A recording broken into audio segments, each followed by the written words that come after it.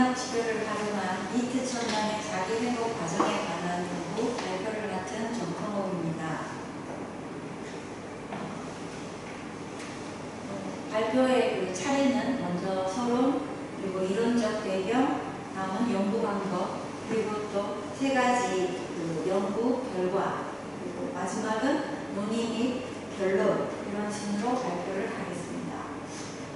먼저 서론은 연구 배경 및 필요성으로서 니트라는 말이 어떤 말인지 설명을 좀 드리겠습니다. 니트 자체는 일도 교육도 훈련도 받지 않는 청년이라는 개념에서 니트 청년, 비구직 니트 청년 다양하게 이야기가 되고 있습니다. 이 니트라는 니트와 관련된 자료, 그리고 세계적으로 니트 청년에 대해서 이렇게 주목을 하게 된 계기는 여기 보시면 2005년 이후로 국제노동기구에서 발표한 세계 청년 인구가 일을 하지 않거나 어떻게 보면 이렇게 일도 하지 않고 교육도 받지 않고 특별히 무슨 훈련도 받지 않는 이런 청년은 한 23.3%가 된다라는 그런 추산치를 발표를 했었고 이미 그래서 유럽 같은 경우는 굉장히 많은 그런 니트 청년들을 돕기 위한 문제를 해결하기 위한 이런 통계도 발표를 하고 다양한 지원책도 굉장히 많이 내어놓고 있는 실정입니다. 우리나라 같은 경우는 OECD에서 발표한 그런 니트 규모 자체를 한 20.1% 정도 추정을 하고 있습니다. 이 추정치는 사실 OECD 국가 평균이 12.6% 정도이기 때문에 차이가 굉장히 크다 이렇게 볼 수 있습니다. 니트 청년들에 대해서 우리가 집중을 좀 해야 되는 이유 중에 하나가 OECD 국가 중에서 굉장히 빠른 속도로 고령화가 되고 있기 때문에 사실 고령화, 이제 초고령화 시대의 진입을 앞두고 있는데 이런 고령화 시대와 더불어 청년들, 한창 일을 해야 하는, 일을 할 수 있는 그런 청년들이 지속적으로 이런 실업 상태가 유지가 된다는 것은 국가적으로 굉장히 큰 손실이다. 이렇게 바라보고 있습니다. 그래서 니트 청년 니트와 관련된 선행 연구 이렇게 살펴보면 주로 니트의 유형, 그리고 영양 요인, 어떻게 해서 니트가 되었나, 예를 들어서 그런 내용들이 주를 이루고 있고 어떻게 통계적인 이런 연구는 사실 어느 정도 되어 있는 것 같습니다. 왜 이 청년들이 학교를 졸업하고 이렇게 진로 발달 과업인 노동시장으로 유입이 되지 않나, 이런 연구들은 전체적인 측면에서의 연구는 많이 이루어지고 있는데 현재 좀 니트 청년들의 그런 실제적인 거나 그리고 심층적인 그런 배경 탐색, 그리고 니트 상태에서 벗어날 수 있는 특히 어떻게 보면 비정책적인 그런 지식 프로그램 이런 것은 좀 미미한 상태입니다. 그래서 이번 연구에서는 비경제활동 인구인 비구직 니트 청년들이 경험하게 되는 어려움을 개인의 그 내러티브를 중심으로 자기 회복을 돕는 문학치료 적응 가능성을 여기서 좀 제안하고자 합니다.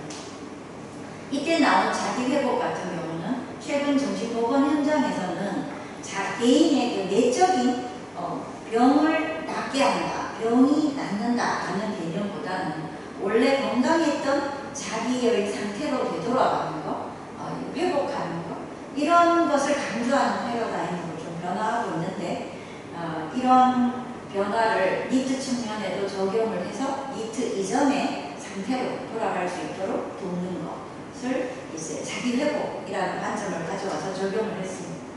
그래서 우리 그 문학 치료적인 그런 접근을 한 내용 또 이어서 설명을 좀 드려보겠습니다.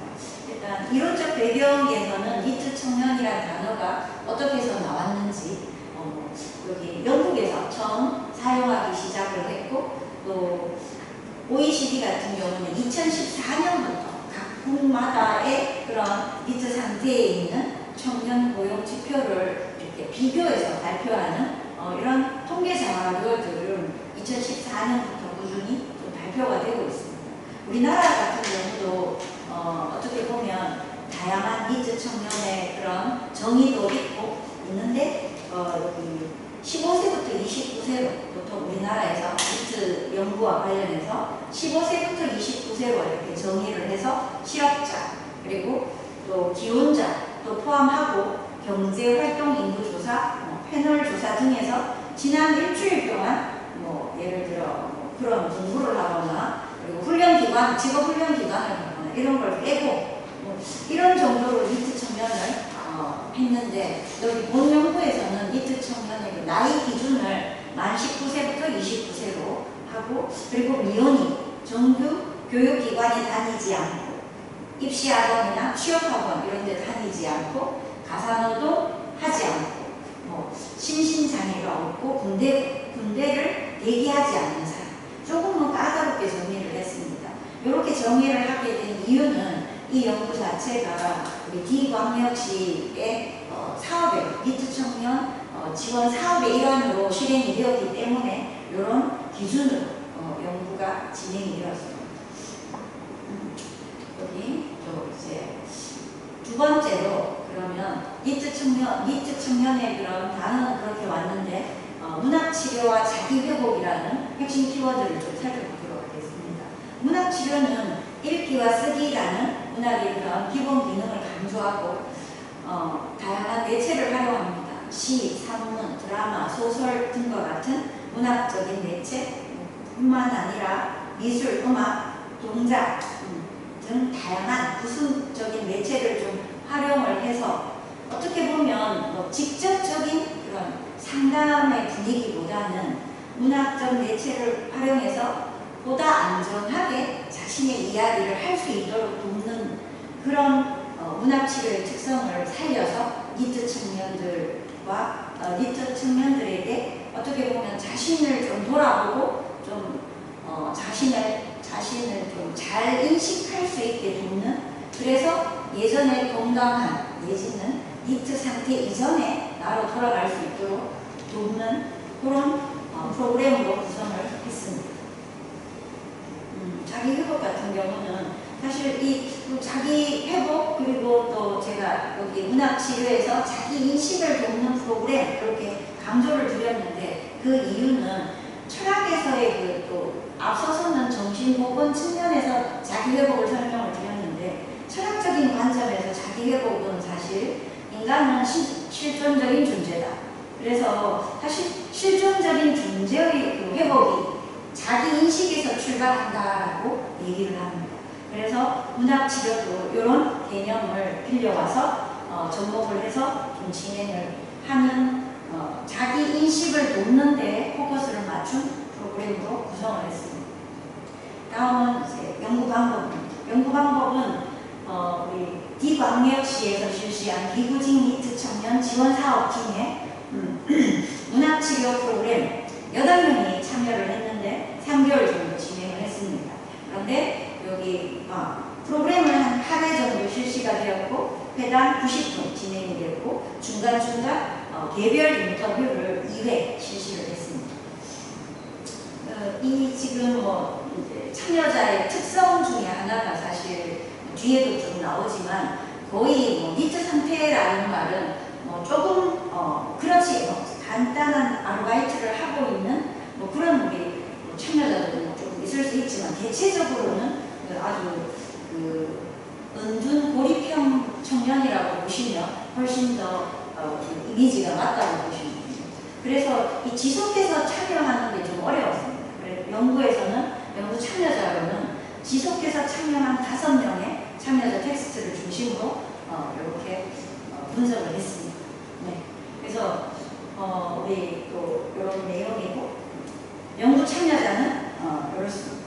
그리고 5명 그리고 문학치료 프로그램은 이렇게 8회기로 도입 부분 그리고 실행 부분 그다음에 통합 세방향 설정 이렇게 4단계로 나누어서 진행을 했는데 프로그램의 특징은 사실 자기 인식이 주된 그런 주제지만 굉장히 천천히 또는 가볍게 자기를 돌아볼 수 있고 그리고 자신의 상황을 인식할 수 있고, 무엇보다 좀 중요한 게 이제 자기 발견. 아, 내가 이렇구나, 이런 상태구나. 좀 건강하게 자기 발견할 수 있도록 돕는 것이 돕는 것을 특징으로 해서 구성을 했습니다. 이제 연구 결과 발표를 드리겠습니다. 연구 결과 같은 경우는 세 가지로 제가 구분을 좀 했습니다. 첫 번째, 지금의 자기인식 같은 경우는 이렇게 상황이 다들 내가 이렇게 힘들게 살았어요. 지금 상황이 이렇게 힘들어요. 이렇게 술술 얘기하지 않습니다. 이 참여자들의 모습 같은 경우는. 그래서 문학 텍스트나 이런 걸 활용을 해서 그들의 이야기를 이렇게 조금씩 천천히 그들의 이야기를 펼쳐왔다라고 보시면 됩니다. 지금의 자기인식에서 참여자 2 같은 경우는 현실 속에서 사투를 벌이고 있는 나, 이렇게 표현을 했고, 참여자 4 같은 경우는 밟혔던 꽃이라고 해서 이게 어떻게 보면 지금의 자기인식인데, 우리 참여자 4 같은 경우는 예전에 있었던 자신의 아주 좀 안 좋았던 경험을 얘기를 했습니다. 그리고 참여자 5 같은 경우는 사실 이렇게 저도 좀 놀랐습니다. 자신의 이런 트라우마적인 일을 이렇게 얘기를 할 줄은 몰랐는데 그날 2층에서 뛰어내린다.